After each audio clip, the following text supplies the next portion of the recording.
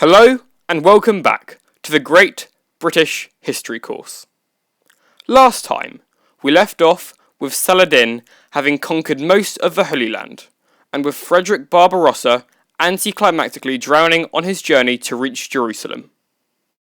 Now though, it's time to see how the other Crusader forces, led by Richard I of England and Philip II of France, got on with their crusade. The two kings agreed to gather at Vézelay in central France. Philip brought only 2,000 men, mainly due to the fact that most of his army had already been sent onwards to the Holy Land. Richard, meanwhile, had brought 10,000 soldiers with him, and had many more in a fleet of ships that would travel from England to meet up with him in Marseille. Each force took slightly separate routes through Europe, but the kings agreed to meet in Messina, in Sicily. Once in Messina, the armies had to wait through the autumn and winter before sailing conditions were good enough to carry safely on to the Outremer. Tension was high between the locals and the Crusaders in Sicily, which ultimately led to Richard sacking Messina with his army. This action, combined with Richard's refusal to marry Philip's sister Alice, as he now wanted to marry Berengaria of Navarre, led to a breakdown in the relationship between the two Crusader kings. Philip therefore left Sicily before Richard in March 1189, and went straight to the Holy Land to help Guy of Lusignan with his siege around the fortified city of Acre. Richard, meanwhile, left Sicily a month later, in April 1189, but his fleet was scattered by storms. Richard did though quickly reassemble his force in Rhodes, but unfortunately, the ship containing his future bride Berengaria had been forced to find refuge just off the coast of Cyprus, which was ruled by Isaac Komnenos.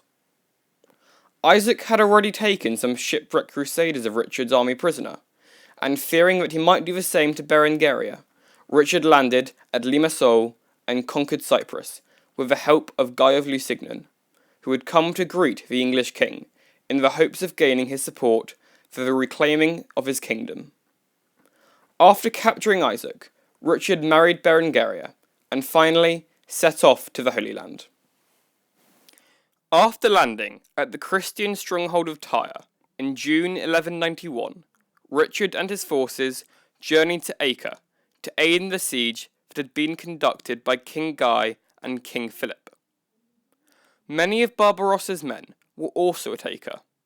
At first, they were led by the dead emperor's son, Frederick VI, Duke of Swabia, but after Frederick's death during the siege, the German knights were led by Leopold V of Austria. Acre was in a state of a double siege, with the Crusaders besieging the Muslims in the city, and Saladin besieging the Crusaders with his own force. Using trebuchets to break the walls of the city, the Crusaders successfully attacked Acre, forcing its surrender on July 12, 1191. However, there were many issues that emerged in the aftermath of a victory at Acre for the Crusaders.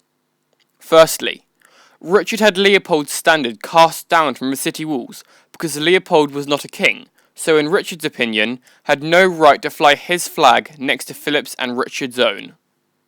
This insult caused Leopold and most of the German knights to leave the Outremer. Philip himself left soon after, with most of his army, due to a combination of ill health and continued disagreements with Richard. Now, with significantly less men in the Crusader force, Richard had to deal with his next dilemma. After taking Acre, the Christians had captured around 3,000 Muslim prisoners. Saladin had agreed to pay a hefty ransom for the release of these captives, as well as the returning of the True Cross relic to the Christians.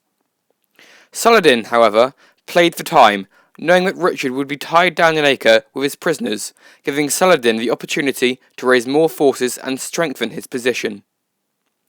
When Saladin failed to meet the deadline for payment, Richard had all of his captives executed on a small hill called Aidia in full view of a Muslim army. Women and children were amongst those killed.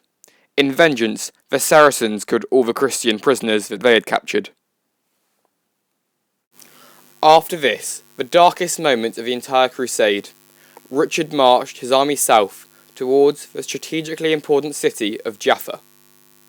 The Christian army was constantly harassed by Saladin's forces, but due to Richard's orders to maintain close formation and to not make futile charges against the Saracens, they suffered only minor casualties.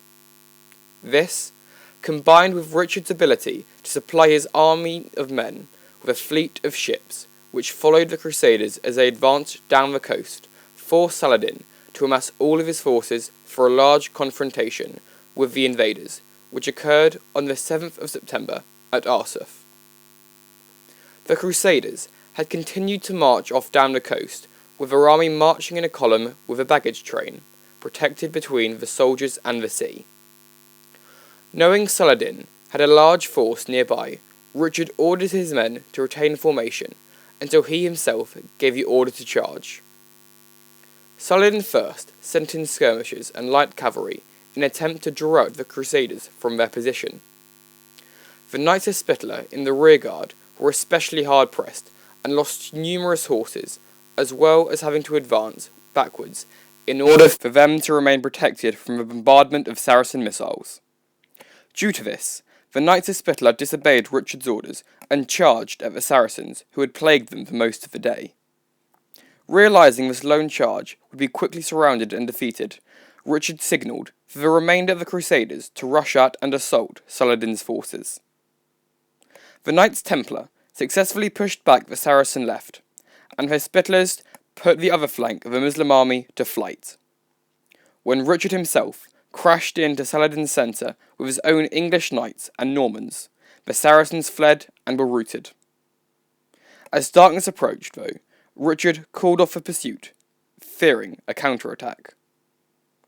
It is believed that the Crusaders lost only 700 men at Arsuf, compared to the 7,000 fatalities suffered by the Saracens.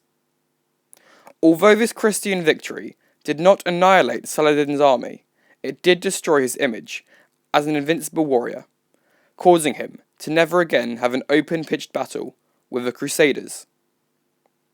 This also gave a huge confidence boost to the Crusaders, whose goal of recapturing Jerusalem seemed within touching distance. Join us next time to see how Richard fares for the remainder of his crusade, and whether or not he is able to recapture Jerusalem from Saladin.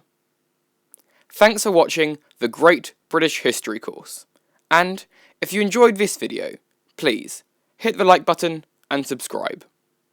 Thanks for watching.